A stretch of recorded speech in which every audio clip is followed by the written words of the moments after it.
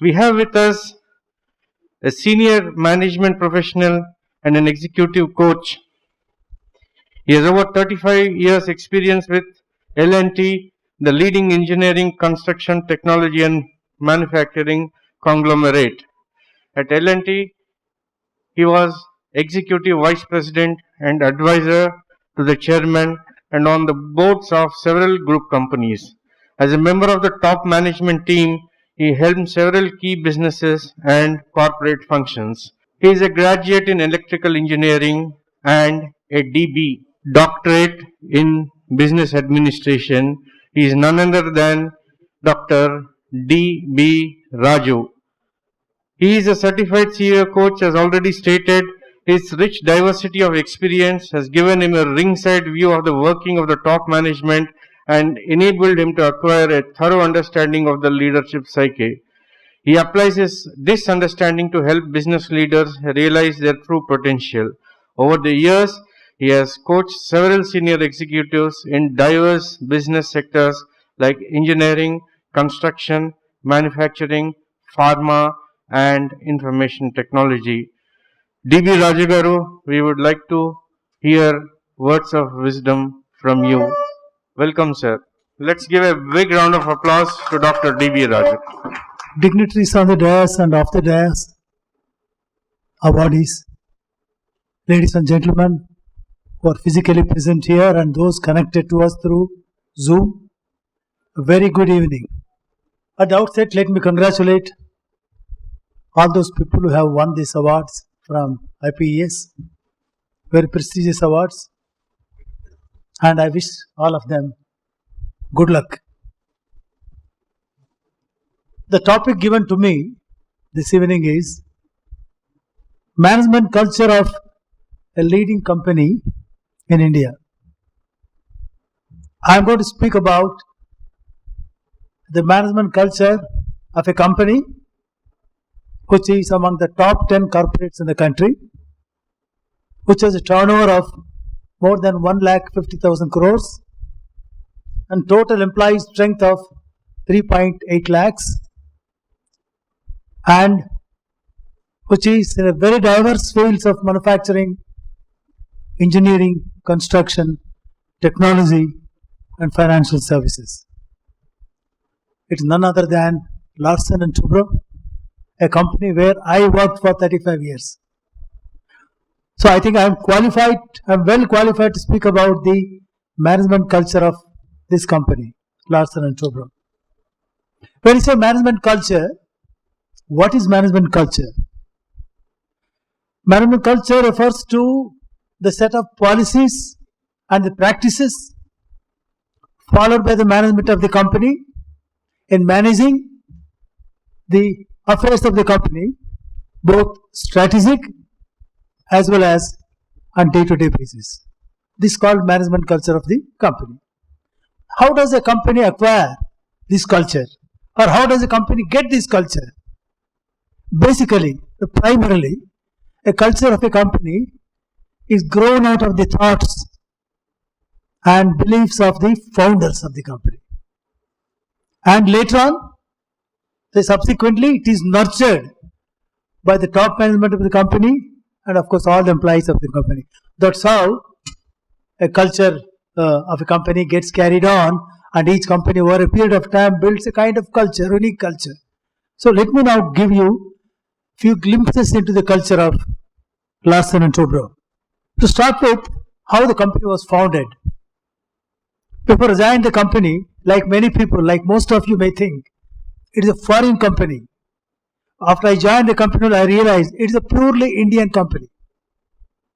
It was founded by two Danish engineers, Mr. S.K. Toubro, Mr. Holt Larsen and S.K. Toubro. They came to India in 30s to erect cement plants in India, representing their company, F.L. Smith and Company. After they completed the job, or when they completed their job of erecting cement plants, World War II broke out. So they couldn't go back. Like today, because of pandemic, flights to other countries are banned. At the time, I think all communications were blocked. So they stayed back in India. In 1938, they formed a partnership company called Larsen & Toubro Limited. and they started a workshop in Bombay Docks to repair the ships which were damaged in the World War II. That's how. They stayed for a few years, then war ended, then communications were back, but then they thought, should we go back to Denmark? Then, because they found that India is going to become free country, and is going to offer enormous opportunities for business. So they decided to stay back in India. Okay, they stayed back in India, and initially they imported equipment from their home country, Denmark, carried on. The first decision any company, any business has to take is that what products to manufacture, what business lines to be in. So I think they took a very easy decision. They said India is going to free country, so whatever India wants, we'll make that. So the first decision they took, which actually set in motion so-called culture of the company. It was, first point was, they said, we'll align ourselves with the 5-year plans of the country. Because that was the time when India declared that we have 5-year plan. So that's how the business journey started. First, of course, they started with the dairy equipment, supplied dairy equipment to many dairies in the country. Then that's the time when India was setting up many industries in the core sector, steel plants, cement plants, fertilizer plants, coal, everything. They set up workshops in Bombay, in Kansabhal in Orissa, to make equipment required by the entire core sector of the Indian economy. Journey continued. Then came mid-60s, their thrust on rural electrification and also industrialization of the country. Then they found India needs switchgear. So the entire switchgear field, and journey continued again. Come to late 60s or mid-70s, then India was embarking on its nuclear program. India was ready to make those equipment. So L&T jumped into the opportunity, and they made critical equipment for the nuclear reactor, things like that, to support India's nuclear program. Then of course space program came. They participated in space program. They made lot of parts required, SLV and rockets and other things. Journey continued. Then it's around again 60s. They found that they also realized that India is going to build its infrastructure, the roads, the bridges, airports and railway lines. They started a company called Engineering Construction Corporation, which later on merged with L&T. It was involved in construction business. Journey again continued. Like that, of course, later on they entered oil and gas sector, made rigs to help the country to drill oil. So like that they entered. They even participated in the defense program. They, of course, most of the people don't know they make missiles, make other very, very important defense equipment They make submarines. So what they decided was very, very, very simple policy, that what the country wants you make. That's why I think it's become a very diversified company.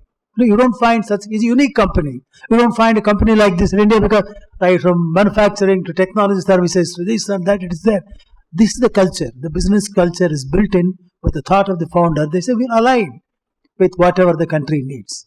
Of course, along the way, they also dropped the lines which fulfilled their aims, which were outmoded. Motor businesses are closed. I'll give an interesting example of cement. There's somebody from Sagar Cement. In the year, I think in the mid-80s or early 80s, Government of India invited L&T to enter the cement industry. Till then, L&T was only making cement plants, because cement manufacturing was closed. It was only controlled by a few families. It's full of corruption, full of bad practices. So Government of India wanted L&T to enter the cement industry to clean up the industry. So they reluctantly agreed. Of course, they stayed in the 25 years. When they left the industry, when they exited industry, they were the biggest producer of cement in the country. While cement was rationed till L&T came, L&T taught the industry how to market cement. And of course, they also became the leaders in cement. And this is about how the product portfolio emerged. Then about the product or the business philosophy. Initially, the company started with the motto, in service lies success. When I joined the company, that was the motto. In all the files, in service lies success. That's how the company built a very strong customer orientation. Again, it is a part of the culture, part of the management culture. L&T in all its business is number one. If not number one, it is number two. primarily because of its high customer orientation. I'll give an example of switchgear industry. In switchgear, its main competitor was Siemens, a German multinational, a top technology leader. We were nowhere comparable to them in terms of technology. I can say switchgear was not a match to Siemens, but still we beat them, and L&T was number one in switchgear industry, primarily because of high customer focus, customer service.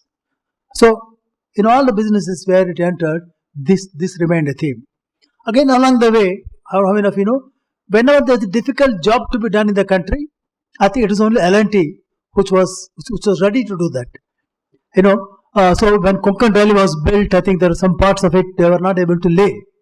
They had to build the highest viaduct, and so most difficult roads, most difficult bridges, most difficult equipment was there. L&T was called in. When India was still, in the World Cup, I think World Cup 3, World Cup 4, because of high gale, when all the lighting towers collapsed, there were 24 hours for the World Cup to start. That's how L&T volunteered to come. So within 24 hours, they re-erected that. So that's why L&T. So toward the end of this century, that is 20th century, we had a tagline that we make things that make India proud. So a high sense of nation building. We were all told, we all made to feel by the management. Our chairman said that, look, all of you, we are all involved in nation building, because whatever L&T makes, it is to build the nation. Money making is there, but that's secondary. That's how high sense of patriotism, high sense of this national fervor was built in the company. This again is a part of culture, how a company looks at itself. Now, another aspect of culture is the ownership of the company. If the company is owned by a family, a large percentage holdings done by a group of family members, it's called private sector. L&T is not in private sector because no family owns L&T. It's not in public sector because public sector means it's owned by Government of India. So, L&T shareholding very, very unique, that about 12% of the shareholding of L&T is held by employees. Employees hold 12%, about 38-39% held by the government financial institutions. Remaining 49% is held by the public. So, but the then Finance Minister of India at a function to celebrate L&T's 70 years of service to the nation, he wondered how to classify the company. It's not private sector, it's not public sector. He said, there's a new sector to be defined, national sector. L&T will be the first company to qualify to the national sector because the company, neither public nor private, only involved in the nation building, in the national sector. That is unique status of L&T. Normally in a private sector company, decisions are taken mostly for the benefit of the founders or the owners. In public sector, same way, the owner is the government, they do whatever government wants. But in the case of company like L&T, because shareholding, I said, whatever they do what is best for all stakeholders of the company. When you take a decision, it's neither for the shareholders, it is for all shareholders, employees, government, and also the vendors and suppliers. It is one of the very few professionally managed companies in the country. The professionalism came out of because it is not owned by any family. In L&T, I found that I worked with Gujaratis, Marathis, Punjabis, Bengalis, South Indian. There is no distinction based on your caste or community or language. It is actually truly national. When I say professionally managed company, very few. When I say professional managed company, it's a company which is run by professional managers who are appointed for those positions based on purely merit. And they run these best known principles of management and to maximize or in the best interest of all the stakeholders. That is the definition of professional managed company. And the important aspect of this is meritocracy. L&T is a true meritocracy. People are selected and people are appointed, people are promoted based on qualifications and their track record and the experience and the merit. Nobody is appointed based on, there is no nepotism. Till year 2005, no relative or no children of any senior management staff were allowed to be appointed by the company. Anybody who is DGM and above, their children cannot join the company. they maintain this so that there's no nepotism in the company. I was in the selection panel for the entire 35 years. I was involved in selecting right from sales engineers to the vice presidents. Not even once I was asked by top management that you select this guy because he's related to me. No. If you write a letter, if you know, even to the chairman, that I have someone to candidate, at best he can ask the panel to call him for interview or for a test. But nobody asks you that so and so to appointed. That's how they maintain this meritocracy is maintained. And one more aspect of the culture of a company is L&T prides itself. It's a very good corporate citizen. It means that we whatever we do for the sake of the country, and we pay all taxes, and we don't hide anything, and we're on the right side of law. And L&T employees are taught, saying that there is a vision statement. All of company important part of vision statement, corporate citizen. So be a corporate citizen. When you go out into the field, you would behave in such a way, keeping in mind that is a good corporate citizen. I'll give an example. I think in somewhere in the after VP Singh came and the Mod Watt was introduced, or things like that. A product which is made by a company was called switch fuse. Though the word fuse is there, it's called a switch fuse. It's nothing but a switch. But as per Indian standards, it's defined among a few switch fuse called switch fuse, but because it is switch. Till the time, excise duty was 15% for switches and 20% for fuses. So when the excise duty was amended after the budget, excise people stopped claims of our switch, saying that switch fuse, the name switch fuse is there, pay 20%. Now we said, no, it's a switch. Switch fuse is a misnomer, we can't pay. No, there was a dispute. Siemens also same dispute, they were same product. Siemens refused to pay, they paid only 15%. Then of course, excise, they went to the court and they lost the case and they had to pay penalty. But our management told us, saying that, look, don't argue with excise, don't the government of India, pay 20% under protest. We paid 20% for 2-3 years. We went appealed, of course our appeal was accepted. Later of course we got the refund with interest. One example to show how the company asked employees and asked the managers to be a good corporate citizen. In fact, there is a joke saying that excise officers getting posted at L&T is considered a punishment posting. Yeah, in fact they say what L&T is lunch and tea. Beyond that they get nothing. Now last, I talk about the HR practices. Very important. How they treat employees. Our founder, Holt Larsen, said, it's not the machinery, it's not the land, or it's not the factories which are the assets. He said, people are the real assets of the company. And his thoughts were implemented in toto by the company in various HR practices. There's a lot of emphasis on training. Certain number of days in a year, each employee must undergo training. When I joined the company, some of my friends were outside used to find me that always I was going for some training or the other. In fact, some employees nicknamed that L&T stands for learning and training. Because there are a lot of emphasis on learning and training, a lot of learning centers, the management development center in the company. We say it's a kind of university there where you get trained.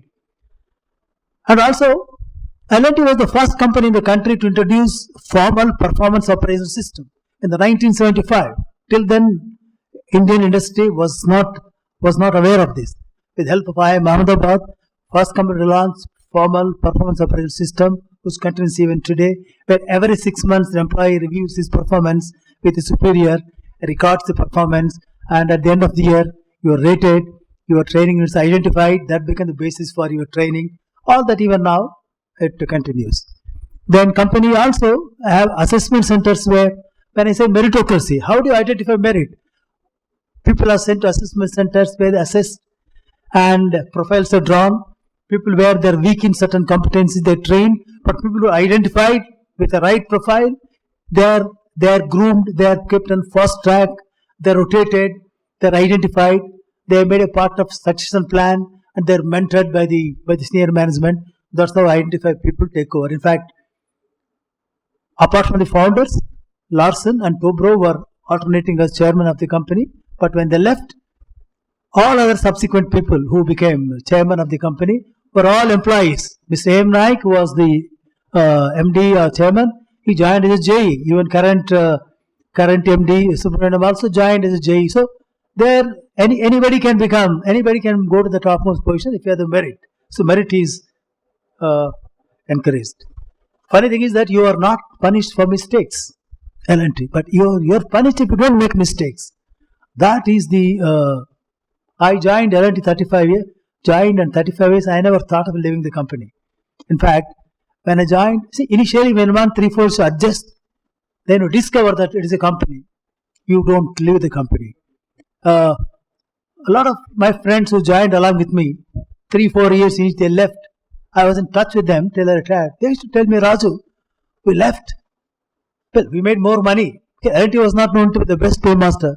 We also got better designations. But one thing we miss the culture of L&T. That warmth we feel, that culture where you are allowed to make mistakes and you encourage to make mistakes, that's missing, they said. So, this is what I thought I will share with you, the culture of L&T. Thank you very much.